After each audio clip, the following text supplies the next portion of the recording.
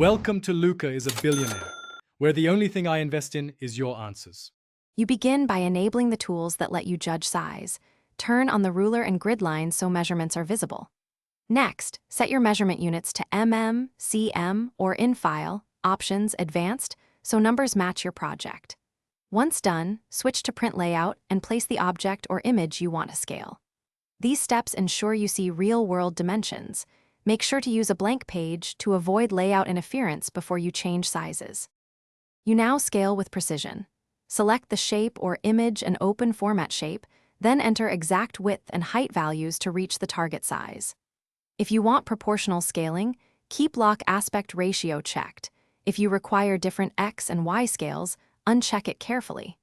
Use the align and distribute commands to position elements evenly and enable snap to grid when you need objects to land on exact ticks. This approach gives you numeric control and consistent visual spacing. You finish by adding a visible scale bar. Draw a small rectangle, set its width to the exact measurement you want, 10 mm or 1 in, then add a text label. Group the bar with your image or diagram so it moves as one item and confirm final placement in print layout.